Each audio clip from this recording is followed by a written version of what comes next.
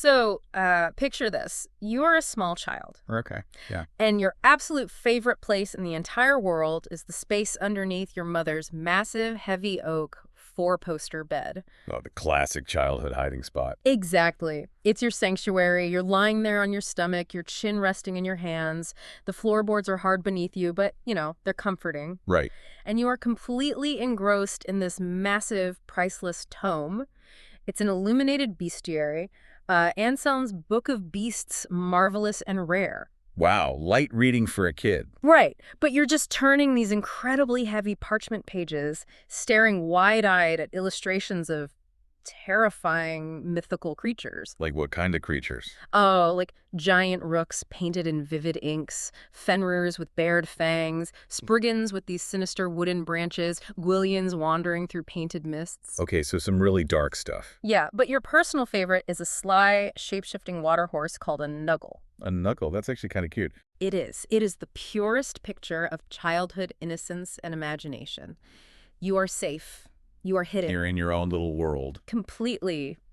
And you're surrounded by the scent of fresh herbs, like lavender, rosemary, rowan twigs. Your mother meticulously strews them across the floor to sweeten the air of the chamber. It just creates such an immediate sense of safety. I mean, the contrast between the terrifying monsters on the page and the absolute security of the child reading about them, it's incredibly stark. Right, because the monsters are safely contained within the binding of the book, Exactly. You can close the book whenever you want, but then the piece shatters. Oh, boy. Without warning, the heavy, rhythmic tromp of boots echoes in the room, and you suddenly smell this pungent, overwhelming stench of stale mead rolling into the room. Just completely ruining the lavender and rosemary. Totally blotting it out. And from your hiding spot under the bed, your field of vision is restricted, right? You can only see the world from the knees down. Which is such a terrifying perspective for a kid.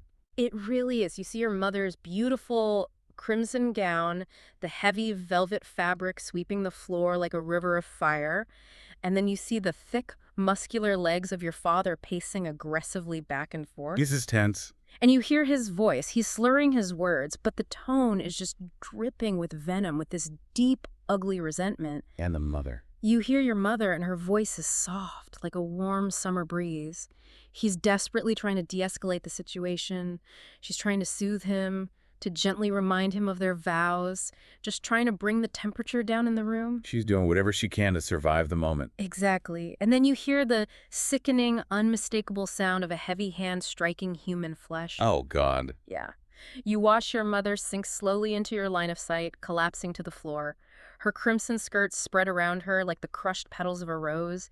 You see the blood streaming from her lips. That is horrifying. It is. And you realize with the sudden crushing clarity that only a child witnessing profound injustice can feel, that the monsters aren't just ink on parchment. No, they're not. The real monsters are pacing the floor right in front of you. I mean, the author doesn't just tell us the world is brutal. She forces us under the bed to experience the claustrophobia and the helplessness of that realization. Yeah, she really does. It strips away any romanticized illusion of a fairy tale court from the very first page. Welcome to your deep dive. We have the stack of sources you sent us, and today we are venturing into a world that is breathtakingly beautiful on the surface, but fundamentally institutionally broken underneath. Deeply broken. We are unpacking the rich, dark, and incredibly complex landscape of Queen of Roses, which is the first book in the Blood of a Fae series by USA Today bestselling author Briar Boleyn. Who actually writes under the pen name Fenna Edgewood, just as a side note. Right, good catch. And when you first look at the cover or read the jacket copy, this might masquerade as a standard dark fantasy romance, Yeah, it has those trappings. But the deeper we got into your materials, the more it became clear that this is a profound exploration of systemic abuse, historical erasure, and the desperate fight for bodily autonomy. In a world that is meticulously designed to grind certain people into dust. Exactly. So to ground this discussion, let's establish the geographical and political reality of the world you've asked us to examine. Right. So the continent is called Arcanum, and it is a realm defined by a massive bleeding scar of a border. Like a literal physical divide. Pretty much. Yeah. On one side of this divide, you have the human-controlled kingdoms. These are territories with names that evoke Arthurian legend and ancient Britain. Okay, like what? Places like Pendrath, Lyonesse, Redjed, and Cernunnos. But if you cross the border, you enter a vast, abandoned territory that the humans ominously call the Bloodlands. Sounds welcoming. Very. Yeah. And that eventually gives way to the ancient, ruined Fey Empire of Veltane. And the crucial context here, I think, is that the Fae didn't just slowly fade away over time. The sources specify that over a century ago, the true High Fae completely abandoned Arcanum. They just packed up and left. Yeah, leaving behind these magnificent ruined cities, overgrown white magical roads, and a whole host of terrifying, magically mutated creatures. And the humans who remained essentially squatted in the ruins and built their current societies on the ashes of that vanished empire. Right. And in the Kingdom of Pendragon, specifically within the glittering Rose Court of Camelot, the current human society is strictly predicated on the absolute hatred, fear, and eradication of anything remotely related to the Fae. They have built an entire culture around suppressing the memory of the people whose land they now occupy. Which brings us to our protagonist, caught right in the teeth of this societal meat grinder, Morgan Pendragon. Now, yes. She is the little girl who is hiding under the bed in that opening scene. She is the daughter of King Uther Pendragon and his first wife, Igraine. And Igraine was, shockingly to the human court at the time, a full-blooded Fey woman. Which makes Morgan a half-Fey, half-human princess. And by every traditional law of succession in this land, she is the true-born eldest child. She was born to sit on the throne. But she doesn't. No, she doesn't, because her blood is considered quote-unquote impure, and because she physically bears the genetic markers of her mother's race. Specifically, the silver hair and slightly pointed ears. Right. Because of that, she was entirely disinherited by her father. She was pushed aside in favor of her younger half-brother, Arthur. And we should definitely clarify for anyone listening who loves the classic myths. Oh, yeah, this is so important. This is that Arthur, but absolutely not the shiny, noble, once-and-future king of legend. Not even close. The Arthur of this text is a chilling study in authoritarian paranoia. So the mission of our analysis today is to explore how a regime like Arthur's actually functions. We are going to examine how history is weaponized by the victors. We'll look at the mechanics of systemic oppression. Right, how it relies not just on public executions, but on insidious, daily physical poisoning to maintain control. And ultimately, we are following how a usurped princess, who has been told her entire life that her very existence is a crime, navigates a court designed to erase her. Okay, let's unpack this. Because I think to understand the absolute razor's edge that Morgan is walking every single day. Yeah, she is constantly hiding her silver hair under a heavy hood and keeping her eyes glued to the floorboards. Exactly. To understand why she does that, we first have to look closely at the architecture of the society that rejected her. Right. How does an entire kingdom successfully erase a race of people, completely rewrite their shared history, and yet somehow still build their political power on the remnants of that erased race's magic? Well, it doesn't happen by accident. It requires a massive, sustained campaign of both sensory manipulation and sheer terror. Sensory manipulation. That's a fascinating way to put it. The best place to observe the mechanics of this is in the Great Hall of Camelot. It's the absolute epicenter of the Rose Court. The source text spends a significant amount of time detailing the sensory environment of this space. Oh, yeah. When Morgan stands in the Great Hall, it is an environment of overwhelming, deliberate opulence. But it's an opulence designed specifically to mask an underlying rot. The sensory overload is intense. Reading through the descriptions, you can practically smell it, and it isn't pleasant. No, it's not. There is this sickeningly sweet, heavy perfume of roses just hanging in the air. It's described as a dense cloud that almost coats the back of your throat. And visually, you have the royal coat of arms dominating the space, a massive gold dragon, but it's completely surrounded by a suffocating ring of red roses and vicious thorns. And the nobility filling the hall are dripping in wealth, right? They're wearing rich, heavy velvets and crimson silks. The women are wearing elaborate headdresses shaped like roses. Even the men are sporting rose-shaped pink pearl earrings. It's a whole aesthetic. Even the floor is part of the performance. The polished stone floors are entirely covered in thousands of freshly cut wild roses and green rushes woven together into complex, sprawling knots. It paints this picture of absolute fairy tale beauty. Until you see what actually happens on those floors. Right, because the aesthetic of the Rose Court is a veneer. And the event Morgan is forced to witness in this hall shatters any illusion that this is a civilized society. She watches her brother, King Arthur, presiding over what is nominally called a trial. But it's nothing more than a carefully orchestrated theater of cruelty.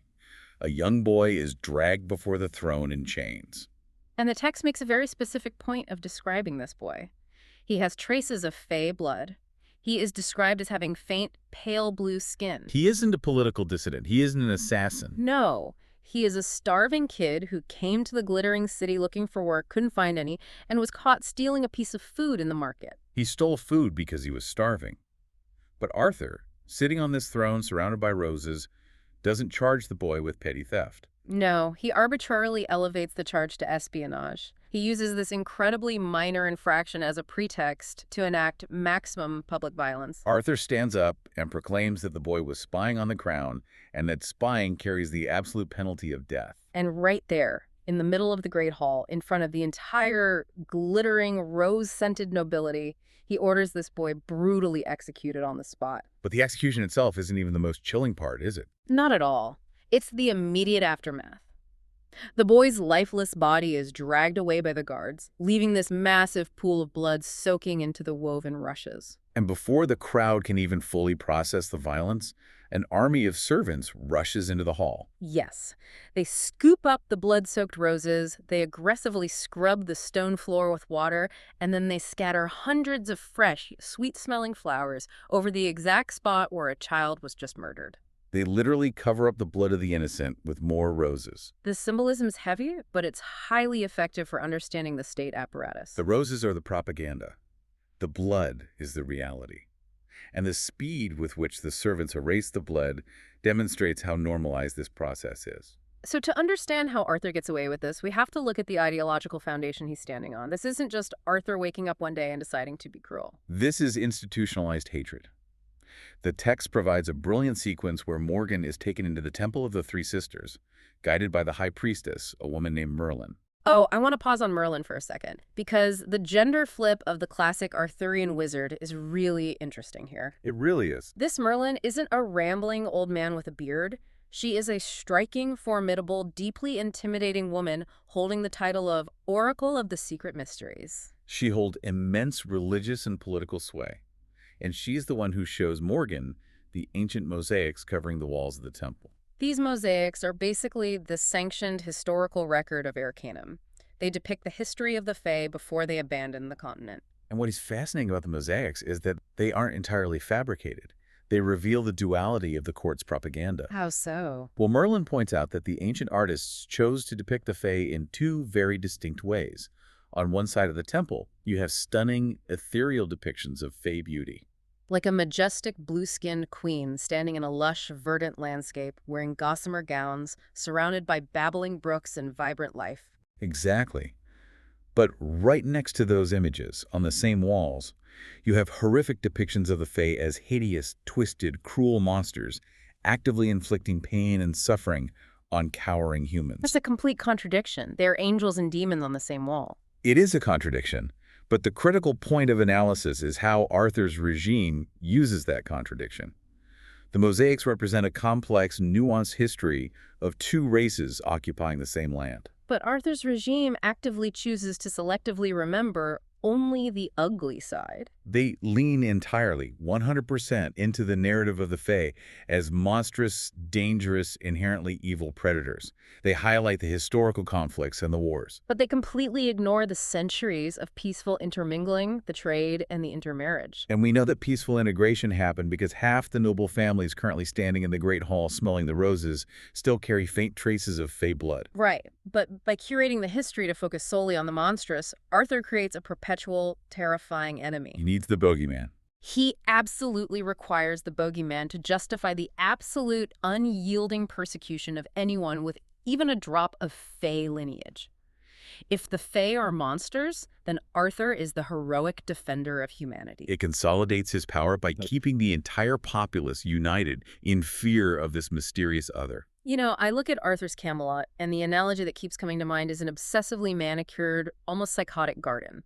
Okay, I like that. It's like they've planted all these beautiful, aggressively fragrant, suffocating roses specifically to cover up the stench of a massive graveyard buried just inches beneath the soil. That's a great visual. And the gardeners, Arthur and his guards, they demand absolute terrifying uniformity. Any weed that pops up, like this poor, starving part-fey boy from the market, or frankly, even Morgan herself with her silver hair and pointed ears, They have to be dealt with. violently ripped out by the roots the second it appears so it doesn't disrupt the perfect aesthetic of the garden. It's all about control. But this brings up a massive question for me. I read that execution scene and I just kept thinking, how does a society get so entirely desensitized? That's the terrifying part. How do you reach a tipping point where a king can order the brutal death of a hungry child in front of hundreds of educated, wealthy, influential people, and the only resistance in the entire room is a single noblewoman whispering to her companion that hard labor might have been a fairer sentence? And even she gets aggressively shushed by her own friend. Right, like how do they all just watch? Well, that silence is the true indicator of Arthur's success. It speaks to the profound generational psychological toll this kind of authoritarian environment takes on everyone forced to live within it. The system that Arthur and his father before him built doesn't just demand obedience. No, it requires complicity. Yeah. It fundamentally alters the psychology of the populace. It turns every single citizen into either an active participant in the cruelty or a deeply traumatized bystander who learns that survival means silence. And the sources give us a haunting, quiet little example of this psychological damage later in the text, right? Yes. During a spring festival, Morgan is observing the court from the shadows. She watches a young woman who is being forced to dance with a man she clearly fears and despises. And Morgan recognizes the girl. It's the youngest daughter of the very noblewoman who whispered about the hard labor sentence during the execution. I remember that scene. The girl is forced into this joyful spring dance, and she has to waltz right past the exact spot on the stone floor where the blue-skinned boy was executed. And the text explicitly notes that as she glides over that spot, her bright, performative smile flickers and drops into this state of dull numbness. She is physically performing happiness and loyalty for the court. But underneath the silk and the smiles, she is completely hollowed out by the terror of her reality. She knows exactly what happens on those floors when the music stops. That dull numbness isn't just sadness. It is a vital survival mechanism. When you are surrounded by arbitrary, absolute power, a power that can turn its eye on you at any given moment for any perceived slight and ration, the safest, most rational thing to do is detach emotionally. Conform physically and loudly applaud the king's justice, even when you know it's murder. The Rose Court isn't just a political entity. It is a masterclass in authoritarian control, masquerading as divine right and aesthetic beauty. It's terrifying because it works. But this toxicity, this deep-seated societal rot, it didn't just spontaneously generate the day Arthur put the crown on his head. No, the roots go much deeper into the soil. To really understand the suffocating nature of the Rose Court and to understand Morgan's specific trauma, we have to trace the poison back to its source. We have to look at the Pendragon family tree itself. The history of King Uther Pendragon, who is Morgan and Arthur's father, is essentially a study in rampant ruthlessness, profound misogyny, and the destructive pursuit of a legacy. Uther had 3 wives over the course of his reign, and the trajectory of those 3 distinct marriages explains almost everything about the trauma that is currently shaping his children's lives. So let's walk through that family tree, starting with Igraine. She was Uther's first wife, Morgan's mother, and the full-blooded Fey woman we saw in the opening scene. Officially, if you go to the royal archives, the court history solemnly records that Queen Igraine suffered a tragic, accidental death. The official story is that she tripped and fell in her secluded tower room, struck her head on a stone wall, and died. It's presented as a sorrowful accident. But as we know from Morgan's horrific memory of hiding under the bed, that is a complete lie. Uther beat her to death. And he did it because he deeply resented her. The text suggests he felt trapped by what he called a fairy snare. He resented her inherent fey nature, her magic, and he most intensely resented the fact that she gave him a daughter who physically bore the tainted markers of the fey race. He murdered his wife because he hated what she represented, and then he casually used the power of the state to cover it up as a clumsy fall.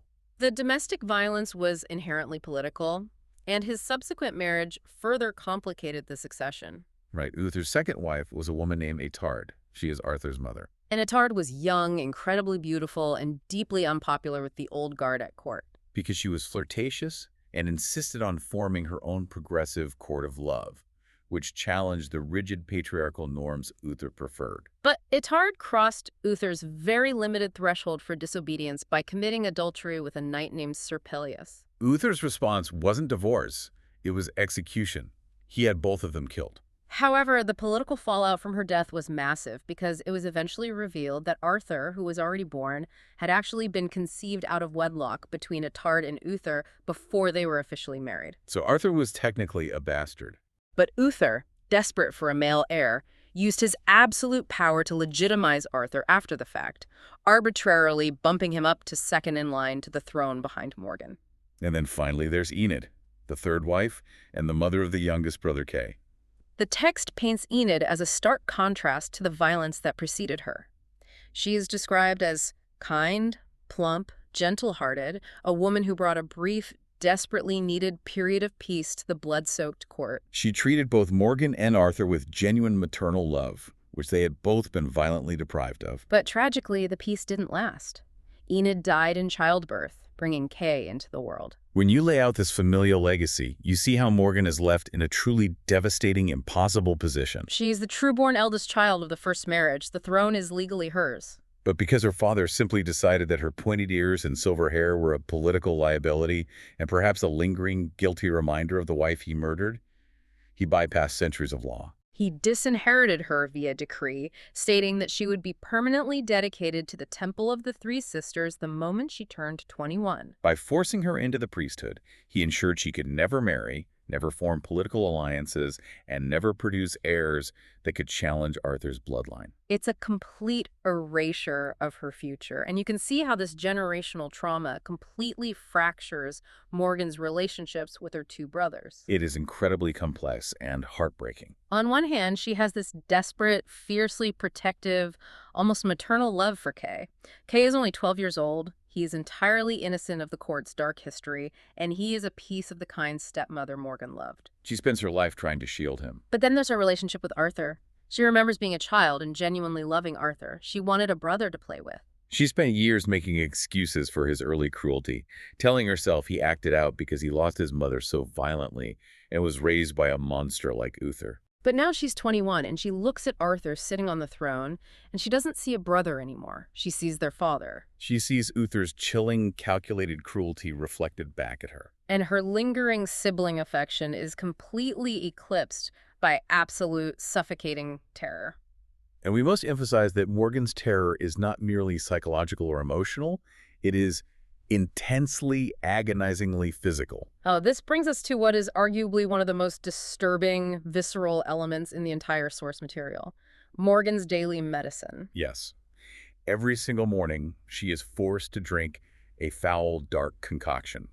It is administered directly by Arthur's personal servant, a terrifying man named Whitehorn, who essentially acts as her warden. Yeah, she calls it her medicine, but we find out later from the guard Draven what this liquid actually is. It's raw iron. She is literally being forced to ingest large quantities of liquid iron on a daily basis. From a mythological and biological standpoint, within the lore of Arcanum, iron is notoriously lethal, or at the very least, severely suppressive to Fey magic and physiology. By forcing her to drink it, Arthur is systematically, chemically shutting down her Fey biology. And the physical toll on Morgan's body is excruciating to read about. She suffers from blinding, agonizing migraines that leave her vomiting and bedridden for days. It ravages her digestive system. It suppresses her natural strength. It even alters her physical appearance, bleaching the vibrant silver color from her hair and turning it into a dull, lifeless gray. Making her look prematurely aged, like an old crone, even though she's only 21 years old. The cruelty of it is so deeply twisted because it's framed as care. It is an internal corset. An internal corset, yeah. You know, we look back at historical practices like Victorian foot binding, where young girls had their bones literally broken and bound to forcefully mold their bodies into an unnatural, socially mandated standard of beauty and submission. What Arthur is doing is the exact same concept, but on a genetic, biological level. He is literally poisoning his own sister, rotting her from the inside out, just to suppress her inherent Fey traits, so she visually and magically fits the mold of a compliant, weak, non-threatening human princess. He's deliberately dulling her sharp mind, suffocating her latent magic, and destroying her physical beauty so no one will look at her and see a queen. But I have to ask you, when you analyze Arthur's character profile based on the text, is he doing this purely out of that institutional racist prejudice we talked about? Or is he genuinely, deep down in his core, terrified of what Morgan might actually be capable of if her fey magic were allowed to be unbound? If we connect this to the bigger picture of how power operates, it's undeniably both. But the fear is absolutely the driving force. Really? You think fear over prejudice? Well, bigotry is very often rooted in a deep-seated, paranoid fear of losing control. Arthur sits on a throne that by all rights of blood and law belongs to the sister he's poisoning. Every single time he looks at her across the Great Hall, he doesn't just see a sibling. He sees the true heir. He knows the history. He knows the ancient fae possessed world-altering power.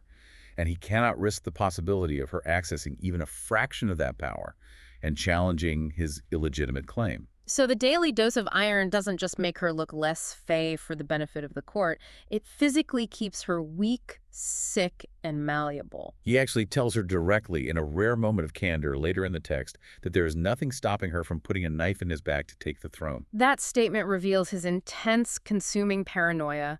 He is entirely projecting his own ruthless, murderous ambition onto her. He assumes she wants to destroy him to take the crown, because that is exactly what he would do and arguably did do in her position. That makes total sense. He assumes everyone operates with his level of malice. He's building a literal cage of iron inside her own bloodstream. But the reality of living in a family dynamic this dangerous, where your own brother is slowly, methodically poisoning you every morning, is that survival requires allies. You simply cannot survive the political labyrinth of Camelot alone. You need someone to watch your back. But, as Morgan quickly finds out, in the rose-scented halls of the court, the line between an ally and a monster is perilously thin. It is a constant calculation of risk. Let's look closely at the men surrounding Morgan, the ones who present themselves as potential allies or suitors. First, we have to examine Florian Emrys. He is the son of Arthur's chief advisor, Lord Agravain. Florian embodies the absolute worst, most toxic elements of the Rose Court's entitlement and sanctioned violence. He actively and aggressively stalks Morgan throughout the castle. And in one particularly terrifying scene, he and his hired thugs corner her in a dark, isolated alleyway in the lower city. That alleyway scene is incredibly hard to read. It strips away all the courtly manners. He literally pins her against a wall and holds a sharp knife to her throat, pressing it hard enough to cut her and draw blood. And while he has her pinned, he tells her, to her face, that he plans to force her into a political marriage. And his reasoning is disgusting. He claims that because she has impure fey blood, she isn't a real person. She is property to be claimed by a pure-blooded human lord. He spits on the memory of her murdered mother, calling Igraine an aberration and referring to Morgan's bloodline as polluted. And the most terrifying part of the encounter is that Florian operates with absolute brazen impunity. He isn't worried about the royal guards catching him holding a knife to the princess's throat, because he knows fundamentally that King Arthur will never protect her. Arthur might even welcome the marriage to get rid of her. Florian represents the institutional sanctioned threat to Morgan. He is the blunt instrument of the court's misogyny. He uses the laws and the prejudices of the land as a weapon. But I want to contrast Florian's overt entitled violence with the character of the new captain of the royal guard, Kairos Draven. Draven. When Morgan returns to the castle bleeding from Florian's knife, Draven is the one who notices. He is the one who physically intervenes the next morning, aggressively stopping the servant, Whitehorn, from forcing the iron poison down her throat. He actually dumps the chalice onto the floor. Throughout their early interactions, he treats her with a startling amount of genuine respect. He even argues with her as an intellectual equal, challenging her assumptions, which is something literally no one else in her life does. Right. In any other story, Draven steps in, knocks the poison out of her hand, and instantly plays the role of the brooding, protective knight in shining armor. But the sources do not let us rest comfortably in that trope. No, we cannot gloss over Draven's actual resume. Shortly after he helps her, the veteran knight Sir Ector pulls Morgan into an alcove and tells her exactly who this new captain of the guard really is. He is not a noble knight.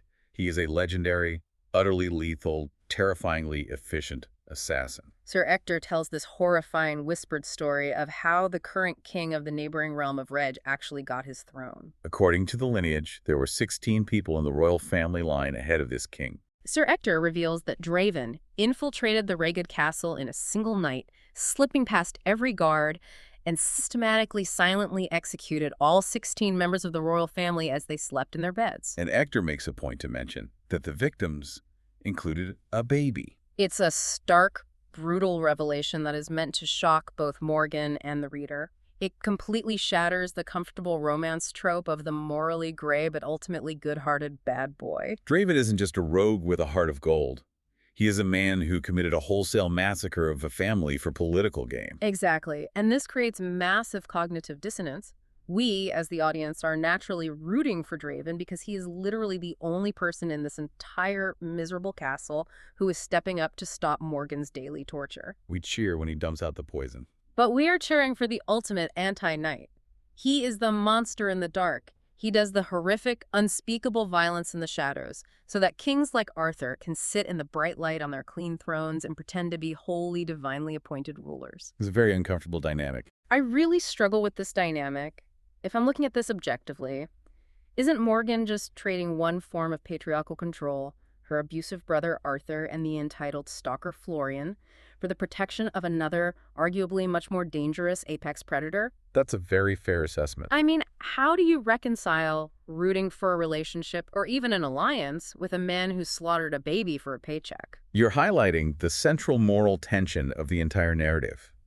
And I don't think Briar Boleyn wants you to easily reconcile it. You are supposed to feel uncomfortable. It definitely works. You are looking at Draven through the lens of a peacetime morality.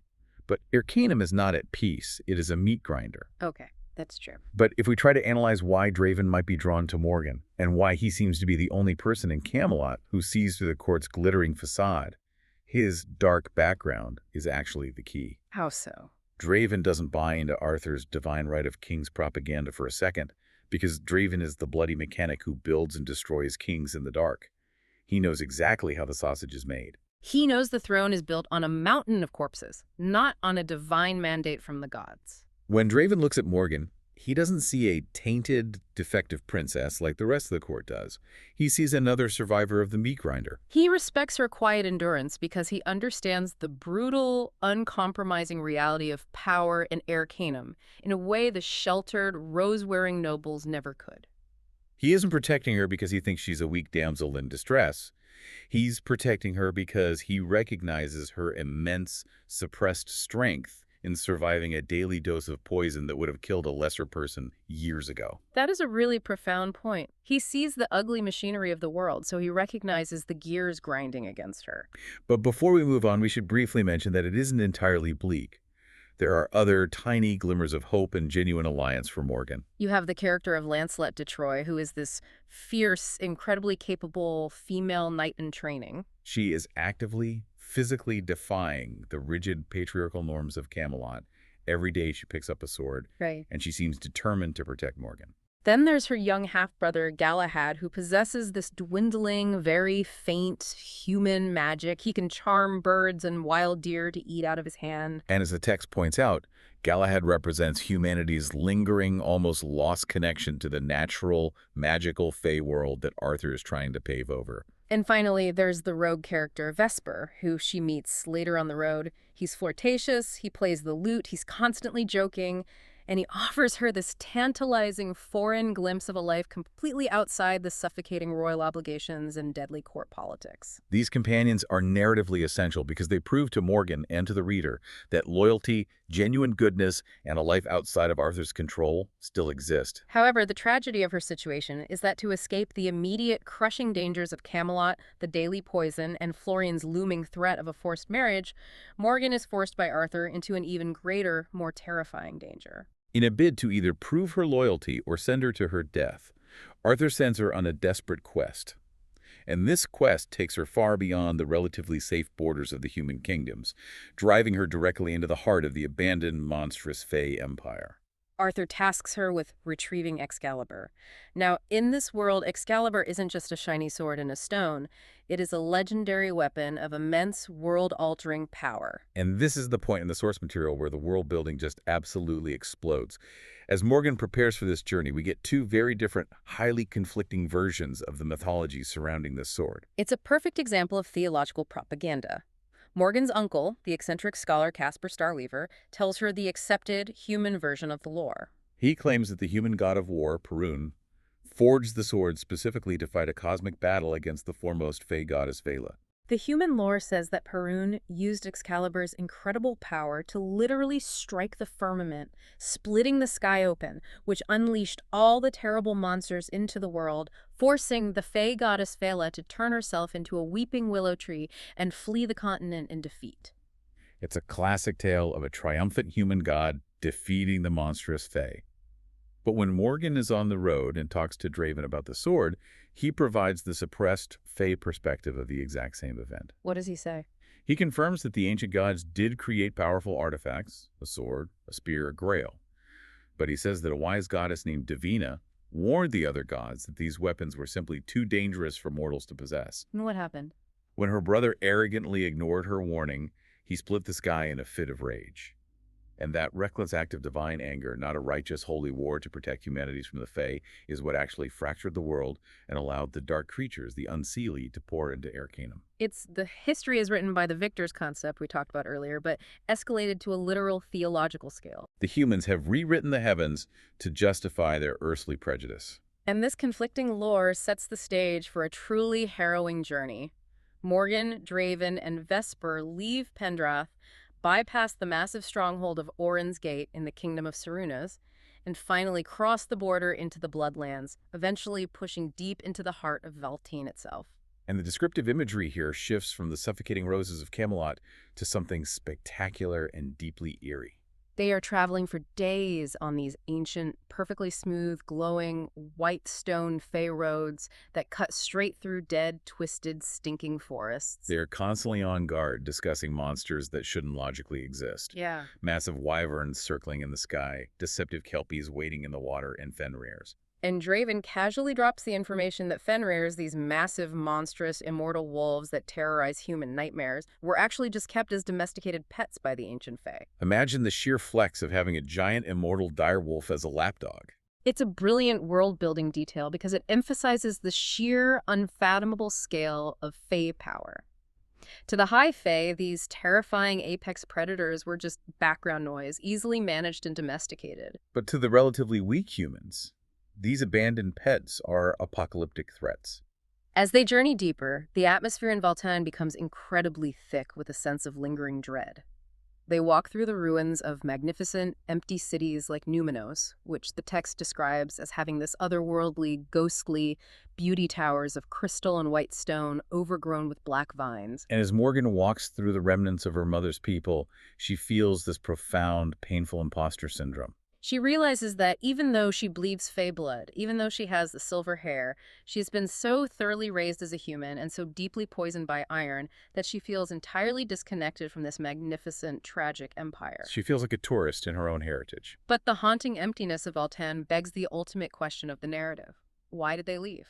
If the Fae were so incredibly powerful that they built cities of crystal and kept Fenrirs as pets, what could possibly have driven them to completely abandon Arcanum 100 years ago? They clearly weren't defeated by human armies, and this question leads to the deepest, most tragic, and emotionally devastating beat of our entire deep dive. Sitting around a campfire in the ruins, Draven finally tells Morgan the true history of the Exodus. It is a sobering revelation. It wasn't human conquest or a righteous god that defeated the Fae Empire, it was themselves.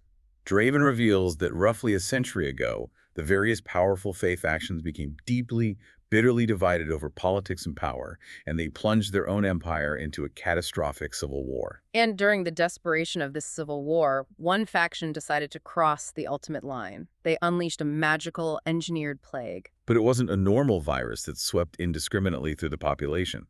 It was a highly targeted biological weapon. The plague only attacked the children. It is so devastating to read. From literal babies in arms to 12-year-olds the exact same age as Morgan's beloved brother Kay, the children sickened and died incredibly swiftly. The weapon was horrifyingly effective. Almost every single Fae child on the entire continent was wiped out in a matter of weeks.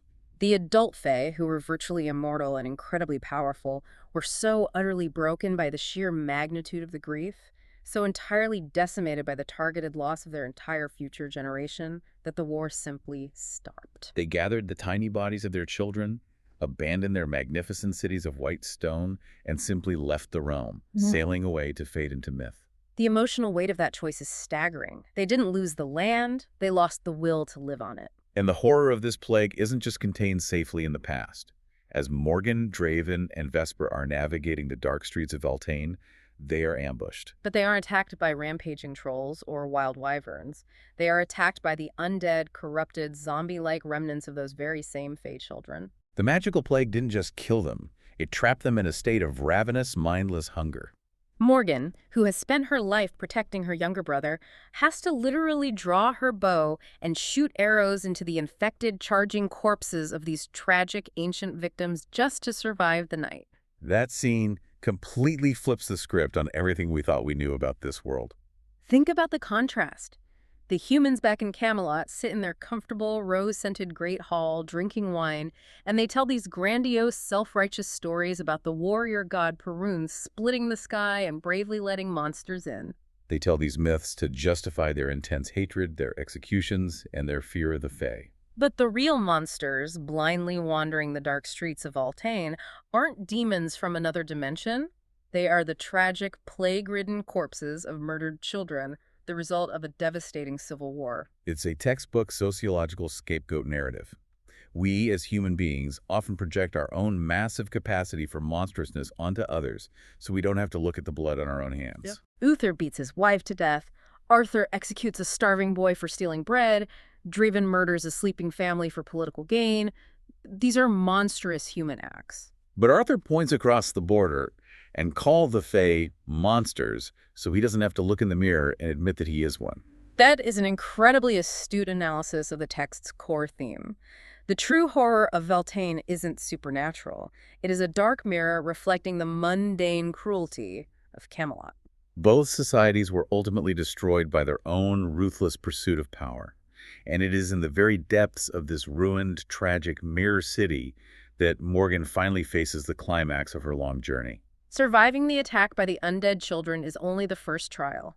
The true test, the moment that will define her future, awaits her deep underground in a hidden magical crystal chamber. Here's where it gets really interesting. After battling through the ruins, Morgan steps alone into this glowing crystal chamber and finally lays eyes on what she was sent across the world to find. Excalibur. And the author's description of the weapon is breathtaking. It isn't just a hunk of sharp steel, it's a masterpiece of magical forging. It's a blade with a hilt paler than silver, delicate filigree vines winding intricately around the grip, and the pommel is dominated by a massive, flawless, blood-red ruby that has been carved perfectly into the shape of a blooming rose. But as she approaches the dais, she realizes she hasn't just found a sword, she has found its guardian. Lying on a crystal platform next to the blade is a stunning Fae woman, seemingly asleep, who suddenly opens her eyes and awakens. This character is Orcades, and it is immediately apparent that she is not a lingering ghost or a mindless remnant like the children outside. She's fully alive, and she introduces herself to Morgan with a litany of ancient, terrifying titles. Daughter of the High King Gorlois, Princess of the High Fae Court, Slayer of the Ciabra, Defender of Numinos. The text goes out of its way to describe her magic not just as a feeling, but as a tangible physical force. It is an immense, intoxicating aura of ancient power that radiates outward from her body like a strong, ozone-heavy summer breeze before a thunderstorm. Morgan, who has been magically starved and suppressed her entire life, is immediately overwhelmed by the sheer, unadulterated presence of a true ancient High Fae. And Orcades is incredibly perceptive. She doesn't miss a thing. She takes one long look at Morgan, a girl who has been systematically poisoned with iron for years, whose hair is gray and whose magic is bound, and Orcades says with genuine pity and anger, "What a mess they have made of you." In a single glance, she instantly recognizes the institutional suppression, the profound violence that has been done to Morgan's biology by her human family. But here's the crazy part that completely subverts the traditional fantasy quest. Morgan naturally expects to have to fight this powerful guardian for the sword. She assumes it's a test of combat. But Orcades just smiles a terrifying smile and tells her to take it. She simply says, "Blood calls to blood." Orcades is actually glad to give up the legendary sword and leave the crystal chamber because her ultimate goal, after a century of sleep, is to wake her enemies, who she believes have slumbered in false peace for entirely too long. It is a terrifying, world-altering proposition. Orcades isn't offering a blessing, she is declaring a war. As Morgan is reeling from this intense encounter, desperately trying to process the fact that an ancient Fey princess has just promised to burn the human kingdoms to the ground, Draven suddenly arrives in the chamber. And he brings the brutal violence of the human world right in with him. Draven coldly reveals to Morgan that Florian Emeries, the entitled nobleman who stalked her, held a knife to her throat in the alley, and threatened to force her into marriage, had secretly followed their party all the way from Camelot into the heart of Valtane. And Draven announces that he has just killed him. It's a shocking escalation. Draven brutally and permanently finishes the job he started when he intervened in Camelot. He eliminates the immediate threat to Morgan's autonomy. But the relief is incredibly short-lived, because Draven then looks past Morgan to the awakening form of Orcades. He feels the massive residual magic thick in the air of the chamber, and he confirms Morgan's absolute worst fear. Orcades is immensely, unstoppably powerful. Her awakening isn't just an interesting historical footnote or the end of a personal quest. It fundamentally changes the entire geopolitical landscape of the continent of Arcanum. The Fae are no longer just a tragic story depicted in the mosaics of the temple. They are physically back, and they are angry. The introduction of Orcades completely shatters the parameters of Morgan's quest. Think about her initial motivation. Morgan thought she was just running a dangerous errand for her abusive brother. She thought she was retrieving a historical artifact to secure her own quiet place in the temple, or perhaps to buy enough favor to ensure her young brother Kay's safety from Arthur's paranoia. Exactly. Morgan thinks she's at the end of a simple, though dangerous, fetch quest. But by taking the sword and waking the Guardian, she's actually pulling the pin out of a massive, magical grenade. Orcades is like a dormant volcano that has just decided to erupt. She is beautiful, she is ancient, she is furious, and she is about to pour hot ash and lava all over Arthur's carefully manicured, historically sanitized, rose-scented court. And it begs this massive, lingering question for the reader. Is Morgan the triumphant hero of this story, finally claiming her birthright and her heritage? Or is she just the unwitting, manipulated catalyst for a much older, much darker war that is inevitably going to consume everything and everyone she loves? This raises a critical question about the nature of agency in the text. If you look at the trajectory of the story, up until the Crystal Chamber, Morgan has almost entirely been acted upon. Her father stripped her of her birthright. Her brother forced poison down her throat. Florian physically assaulted and threatened her. Even Draven, in his protective way, disrupts her path and makes lethal decisions for her. Choosing to step forward, accept Excalibur, and engage with Orcades is arguably the first truly monumental, proactive choice Morgan makes in her entire life, even if he doesn't fully grasp the catastrophic consequences of that choice. It is a massive turning point. As we bring this deep dive into the world of Arcanum to a close, it is truly fascinating to step back and look at how Briar Boleyn uses the deeply familiar, comfortable tropes of dark fantasy. You have the glowing magical swords, the lost ruined kingdoms, the brooding, morally gray assassins. But she is actively using these fantastical elements as a Trojan horse to explore very real, incredibly heavy sociological dynamics. Through the lens of magic, we are looking at the mechanics of historical erasure, how authoritarian regimes actively rewrite the past and curate art to justify their present cruelty. We are looking intimately at the violation of bodily autonomy, the horrific, visceral trauma of an authority figure forcing someone to ingest poison daily to fundamentally change who they are on a biological level. And we are looking at the absolute terrifying lengths human beings will go to maintain their grip on power. The character arc is incredibly poignant when viewed through that thematic lens. Morgan starts the story as a terrified little girl hiding under a bed, desperately reading a book about mythical monsters to escape the very real violence of her human father pacing the floor. Over the course of the narrative, she is violently forced to realize that her own family, the humans ostensibly in charge of civilization, are the true monsters of the story.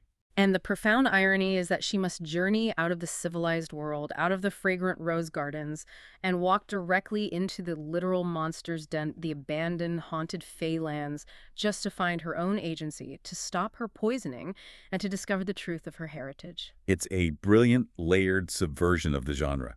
I want to thank you, the listener, who requested this topic, for providing such an incredibly rich, dark, and psychologically complex set of sources for us to dive into today. Unpacking the political and emotional labyrinth of Arcanum alongside Morgan has been a genuinely wild, thought-provoking ride. It truly has been a fascinating exploration of the dynamics of power, the long shadows of generational trauma, and the sheer resilience required to survive a system designed to break you. Before we go, I want to leave this one final thought turning over in your mind. King Arthur fears Morgan entirely because of her fey blood. He spends years of his life meticulously poisoning her with iron to keep her weak, sick, and perfectly controllable. But his own arrogant hubris is ultimately the architect of his downfall. By forcing her out of the relative safety of Camelot and sending her into the deadly ruins of Valtane to fetch a weapon of ultimate power, he physically removed her from the daily doses of his iron poison. He inadvertently allowed her suppressed fey biology and magic to finally begin healing. He directly connected her with the ancient, furious Fey royalty embodied in Orcades, and to top it all off, he guided her hand right to the hilt of Excalibur. What happens when the very authoritarian system meticulously designed to oppress you becomes the exact mechanism that accidentally hands you the tools for your own violent liberation? Until next time, keep digging.